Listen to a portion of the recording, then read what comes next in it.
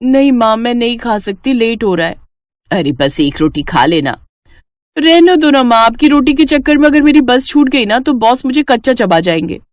अच्छा बाबा ठीक है, ये ले, ये रोल बना दिया है मैंने, इसे तो हाथ में पकड़ सकती है ना। हाँ जल्दी लाओ, मैं जा रही हूँ, बाय माँ। ये कहानी है रोमिता की, जो अपने माँ बाप की इकलौती संतान थी। उसकी माँ नम्रता और पिता नरेश ने उसकी पढ़ाई लिखाई में कोई कसर नहीं छोड़ी थी और रोमिता कॉलेज टॉप करने के बाद अब एक आईटी कंपनी में जॉब कर रही थी। फिर उसी शाम, माँ आप पापा की बीवी हो, मेरी नहीं। रोज ऐसे बैठकर मेरा इंतजार क्यों करती हो आप? सो जाया करो ना टाइम से। जब तू माँ बनेगी ना तब तुझे मालूम चलेगा कि अपने बच्चे को देखे बिना माँ की आंखें नहीं लगती। अच्छा पर पहले मेरी शादी तो करवाओ या ऐसे ही माँ बन जाओ, बताओ। रुक बदमाश कहीं की, अभी बताती हूँ तुझे। रोमिता हंसते हुए अपने कमरे की तरफ जाने लगी, तभी उसके पापा सामने पड़ गए और फिर, अरे अरे क्या हो रहा है भाई? कुछ नहीं पापा, मैंने माँ से कहा कि मेरा हलवा खाने का मन है, तो देखो ना माँ मुझे मारने आ रही है। क्या नम्रता, हलवाई तो मांग रही है, बना दो ना उसके लिए, इसमें इतना गुस्सा करने की क्या बात है? रोमिता अपने परिवार की जान थी। वक्त ऐसे ही हंसते खेलते गुजर रहा था और फिर एक दिन, नम्रता जरा इधर आओ। क्या हुआ जी? अरे वो लखनऊ वाले मौसा जी है ना? हाँ हाँ, क्या हुआ उन्हें? उन्हें कुछ नहीं हुआ, उनका फोन आया था, रोमिता के लिए एक रिश्ता बताया। कह रहे थे कि खुले विचारों वाला परिवार है, उन्हें लड़की के जॉब करने पर भी कोई आपत्ति नहीं है, और सबसे बड़ी बात वो लोग इसी शहर में रहते हैं। अरे वाह, ये तो बहुत अच्छा रहेगा। क्या अच्छा रहेगा माँ? मुझे नहीं करनी शादी वादी। क्यों भाई, क्यों नहीं करनी शादी तुम्हें? मैं चली जाऊंगी तो आप दोनों का ख्याल कौन रखेगा? तुम रखोगी और कौन रखेगा? अभी तो हमारे हाथ पैर चल रहे हैं, जब हम बूढ़े हो जाएं तो हमसे मिलने आती रहना, और क्या। नहीं पापा, पता नहीं कैसे होंगे वो ससुराल वाले, मुझे कहीं नहीं जाना। ऐसा नहीं कहते पगली, बिटिया तो पराया धन होती है, एक न एक दिन तो उसे ससुराल जाना ही पड़ता है। और पता है जिस जगह से रिश्ता आया है ना, उन्हें तेरे जॉब करने से कोई दिक्कत नहीं है, और तो और वो भी इसी शहर में रहते हैं, तो तुझे जॉब बदलनी भी नहीं पड़ेगी। अब बताओ, अब इससे बढ़कर और क्या चाहिए? रोमिता भी यही चाहती थी कि शादी के बाद भी वो जॉब करती रहे, तो काफी मान मनव्वल के बाद उसने इस रिश्ते के लिए हाँ कर दी और कुछ दिन बाद रोमिता शादी करके रंजीत के घर आ गई। रंजीत एक फैक्ट्री में मैनेजर था। घर में उसके माँ पिता और एक बहन थी जिसकी शादी अभी नहीं हुई थी। और फिर, बहुत किस्मत वाली हो तुम जो तुम्हें हमारे जैसा परिवार मिला। अरे मेरे रंजीत के लिए तो लड़कियों की लाइन लगी हुई थी। अब वैसे ये बताओ, तुम कहाँ जॉब करती हो? मतलब कि तुम्हारा ऑफिस कितना दूर है यहाँ से? मम्मी मैं नेस्टेक कंपनी में सॉफ्टवेयर इंजीनियर हूँ, मेरा ऑफिस यहाँ से ज्यादा दूर नहीं है। अच्छा अच्छा, मेरा रंजीत तो हर महीने 30,000 रुपए कमाता है। वैसे तुम्हारी तनख्वाह कितनी है? 10-15 हजार तो मिल जाते हैं कि नहीं? मम्मी जी सब कट कटा के करीब 40,000 आ जाते हैं। इतना सुनते ही कमला चुप हो गई। रोमिता के जवाब ने उसका घमंड तोड़ दिया था। वो आगे कुछ न कह सकी और वहां से चली गई। लेकिन रोमिता को इस बात का एहसास नहीं हुआ कि जाने अनजाने में ही सही, पर उसने अपनी सास की ढंग से बेइज्जती कर दी थी। फिर अगले दिन रोमिता सुबह जल्दी उठी और अपना टिफिन पैक करने लगी। ठीक उसी वक्त कमला वहां आई और बोली, अरे बहू, इतनी सुबह तैयार होकर कहाँ जा रही हो? मम्मी जी शादी के लिए बस कल तक की लीव मिली थी मुझे, तो आज से मुझे ऑफिस जाना होगा। अच्छा, और लौटोगी कब तक? शाम को 6-7 बजे तक। ये कहकर रोमिता वहां से निकल गई। सच ये था कि कमला रोमिता की जॉब से बहुत ज्यादा खुश नहीं थी, लेकिन आता हुआ पैसा किसे बुरा लगता है, इसलिए वो चुप थी। लेकिन उस दिन शाम को रोमिता को घर आने में थोड़ी देर हो गई, लेकिन आते ही वो सीधा खाना बनाने में जुट गई। उसके बाद उसने सारे बर्तन धोए और फिर, कल से थोड़ा पहले घर आ जाना बहू, ठीक है? अब तुम्हारी शादी हो गई है तो घर की जिम्मेदारियां भी तो हैं। अब हर रोज सारा खाना मैं अकेले तो नहीं बनाऊंगी इस उम्र में, है ना? जी माँ जी।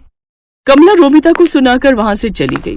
वो अगली सुबह जल्दी उठी और ढेर सारा खाना बनाकर ऑफिस चली गई। फिर उसी शाम, ये खाना तो तुमने सुबह बनाया था ना? हाँ मम्मी जी, क्यों पसंद नहीं आया क्या आपको? नहीं नहीं ठीक है। उस दिन तो कमला ने रोमिता से कुछ नहीं कहा, लेकिन कमला को ये बात हजम नहीं हो रही थी कि रोमिता क्यों इतनी आसानी से सब मैनेज कर ले रही है। फिर एक दिन कमला ने कलेश फैलाने की ठान ही ली और उसी शाम, देखो बहू, मैंने और रंजीत के पापा ने बहुत कोशिश की, मगर हम इतना एडजस्ट नहीं कर पाएंगे। इन्हें गरम खाना खाने की आदत है, समझी? तो कल से शाम का खाना शाम को ही बनाना, समझी? पर मम्मी जी, अब बहस मत करो मुझसे, जो कह रही हूं बस वही करो। अपनी सास से डांट खाकर रोमिता बहुत परेशान हो गई। उसे समझ में नहीं आ रहा था कि वो ऑफिस के साथ साथ घर का काम कैसे मैनेज करे। इस चक्कर में वो ऑफिस में भी परेशान रहने लगी।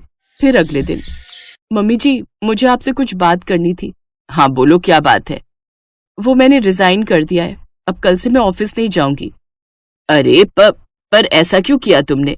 क्योंकि ये सब एक साथ मुझसे हो नहीं पा रहा था मम्मी जी। ऑफिस के चक्कर में मैं आप लोगों का ख्याल नहीं रख पा रही थी। अब अच्छा ठीक है, फिर अब जाओ, जाकर मेरे लिए चाय बना दो।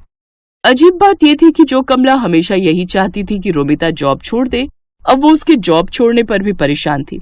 लेकिन उसने अपनी परेशानी रोमिता के सामने जाहिर नहीं की। उधर अब रोमिता जल्दी जल्दी काम निपटाकर अच्छे से आराम करती। उसे एक ब्रेक चाहिए था जो अब उसे मिल गया था। पर दूसरी तरफ रोमिता के जॉब छोड़ देने से घर का बजट हिल गया था। रंजीत ने रोमिता की सैलरी के दम पर 2-3 लोन भी ले रखे थे, जिनकी सारी किश्तें अब उसे ही चुकानी पड़ रही थी। सिर्फ एक ही महीने में हालत इतनी खराब हो गई कि लोन चुकाने के लिए रिश्तेदारों से कर्ज लेना पड़ गया। और फिर एक शाम पूरे परिवार के सामने कमला ने अपने दिल पर पत्थर रखकर कहा, वो रोमिता, मुझे बुरा लग रहा है कि तुमने नौकरी छोड़ दी। कोई बात नहीं मम्मी जी। नहीं, अब देखो ना, तुमने इतनी पढ़ाई की, इतने साल काम करके तजुर्बा कमाया, और अब तुम घर बैठी हो, और तुम्हें भी तो अपने ऑफिस की याद आती होगी ना। अब तुम एक काम करो, तुम फिर से नई नौकरी ढूंढो अपने लिए, या फिर अगर पुराने ऑफिस में ही बात बन जाए तो देख लो।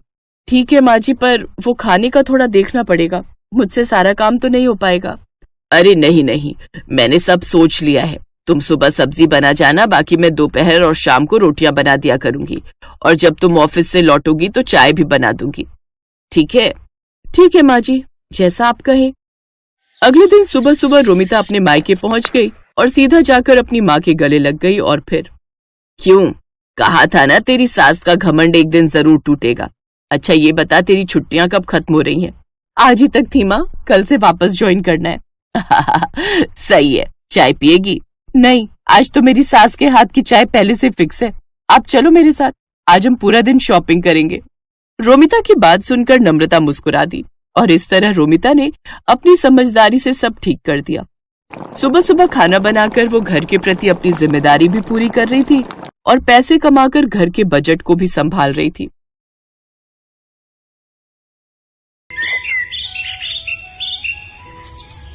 सुजाता देवी के 3 बेटे और 3 बहुएं थी। 2 बहुएं रेखा और उमा अमीर घर से आई थी, जबकि सबसे छोटी बहू कोमल गरीब घर की थी। इसीलिए सुजाता देवी अपनी दोनों बहू रेखा और उमा के साथ ज्यादा अच्छा व्यवहार करती थी, पर अपनी छोटी बहू कोमल को वो कुछ नहीं समझती थी। इसीलिए रेखा और उमा भी अपनी देवरानी कोमल की हर समय इंसल्ट ही करती रहती थी। माँ जी देखिए ना, कोमल तो बिल्कुल गरीबों वाली हरकतें करती है। दाल में घी ऐसे डाला है मानो उबली हुई दाल ही हो बिना तड़के की।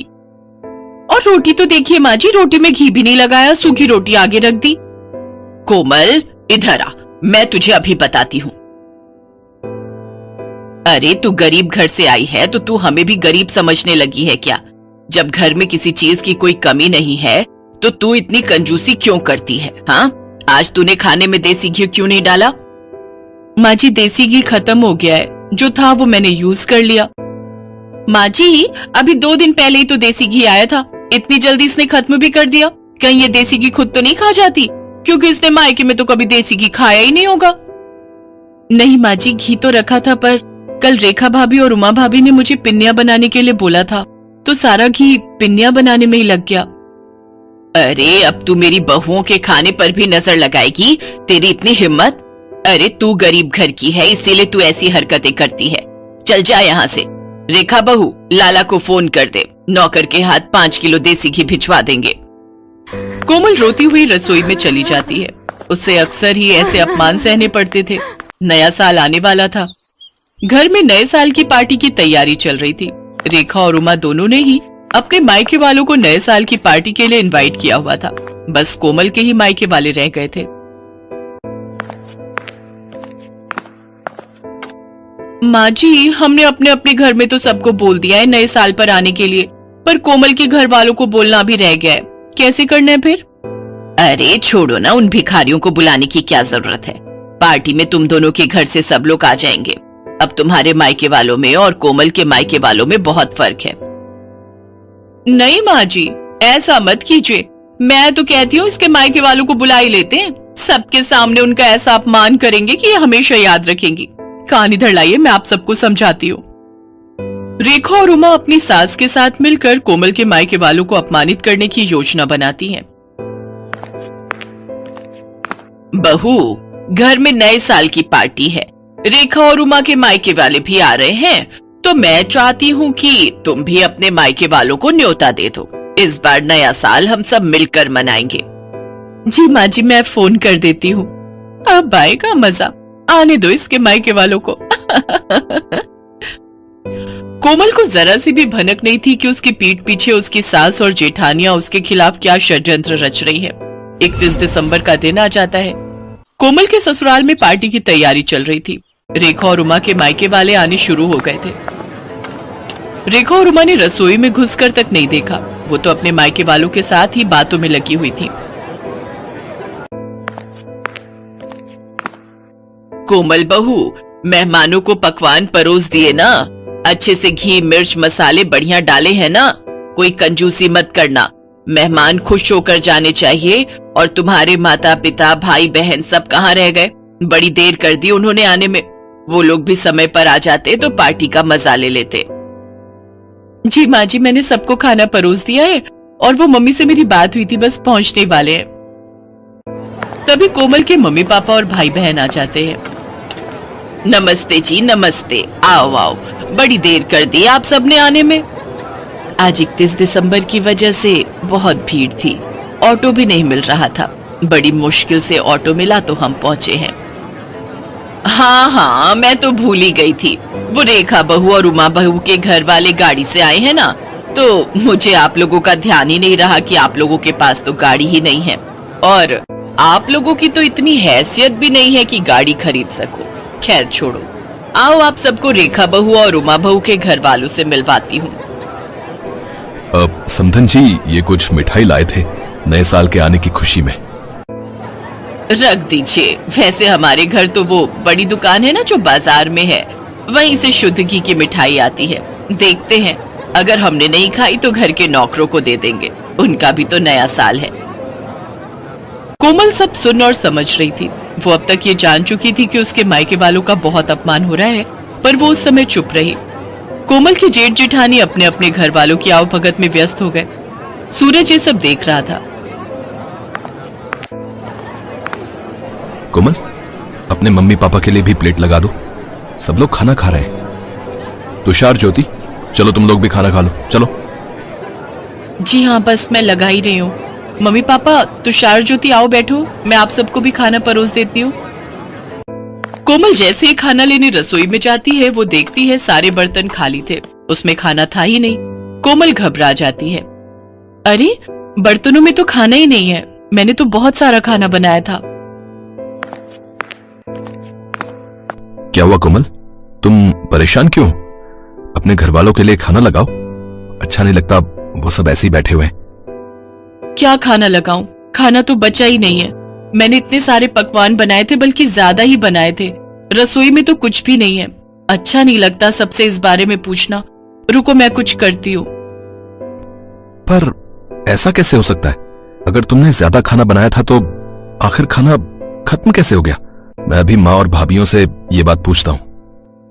नहीं नहीं, अच्छा नहीं लगता, सब मेहमानों के बीच में बैठे हैं। कोई नहीं, मैं सबके लिए कुछ और बना देती हूँ, थोड़ी देर लगेगी। रुको, मैं बाजार से कुछ ऑर्डर करता हूँ। तुम कहाँ इतनी जल्दी जल्दी सब कुछ बना पाओगी? नहीं नहीं, बाजार का मंगवाओगे तो सबको पता चल जाएगा। आप टेंशन मत लो, मैं कुछ बना लेती हूँ। कोमल के मायके वाले बहुत देर तक बैठे रहे। कोमल सूरज को कुछ मंगवाने के लिए भी मना कर रही थी, क्योंकि उसके मम्मी पापा वगैरह को तो ये बात पता थी कि कोमल ने सारा खाना घर पर ही बनाया है। कोमल अपने मम्मी पापा का सम्मान रखने के लिए जल्दी जल्दी पूड़ियां और साथ में आलू की सब्जी बनाने लगी। तभी उसकी सास और दोनों जेठानी रसोई में आ गई। अरे कोमल, तुम ये पूड़ियां क्यों तल रही हो? इतना सारा खाना तो बचा हुआ है। अरे भाभी, आप समझते क्यों नहीं हो? कोमल अपने मम्मी पापा अपने भाई बहनों को गरम गरम खाना खिलाना चाहती है। इसने हमारे घर वालों को तो ठंडा खाना खिला दिया, अब अपने घर वालों को बढ़िया पकवान खिलाना चाहती है। इसके घर वालों ने कभी ऐसा बढ़िया खाना खाया नहीं होगा ना, तभी ये ऐसा कर रही है। जब इतना खाना पड़ा था तो ये सब बनाने की क्या जरूरत थी बहू। ये देखो कितना सारा खाना बचा हुआ है। ये थोड़ी है कि हम अच्छे खासे पैसे वाले हैं तो खाने की बर्बादी करें। माँ जी, थोड़ी देर पहले तक ये खाना नहीं था। रसोई में सारे बर्तन खाली थे। मुझे नहीं पता था कि भाभीयों ने सारा खाना कमरे में रखा हुआ है।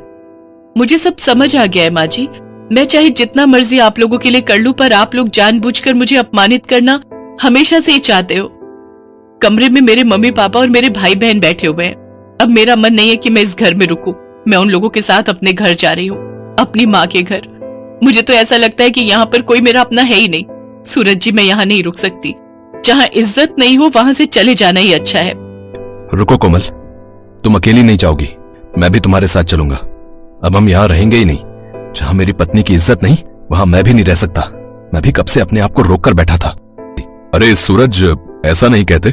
कोई बात नहीं, छोटी छोटी बातें होती रहती हैं। कोमल, गुस्सा थूक दो। और माँ, आप सब भी नए साल के दिन इस तरह की हरकतें करके घर में क्यों सबका मूड खराब कर रहे हो? कोमल, शांत हो जाओ। अभी मेहमान चले जाएंगे, उसके बाद हम कल बात करेंगे। कोमल की सास और जेठानियां यही सोच रही थी कि शायद उन्होंने कुछ ज्यादा ही गलत कर दिया, पर अब बहुत देर हो चुकी थी। सूरज और कोमल ने अलग रहने का फैसला कर लिया और कुछ ही दिनों बाद वे दोनों अलग रहने चले गए। कोमल की सास और जेठानियों को बाद में खुद पर पछतावा होने लगा, क्योंकि कोमल के रहते उन्हें कोई काम ही नहीं करना पड़ता था।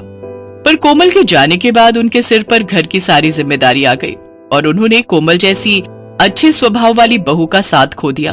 कोमल अपने पति सूरज के साथ अपने छोटे से घर में सुकून से नए साल में नई जिंदगी की शुरुआत करती है।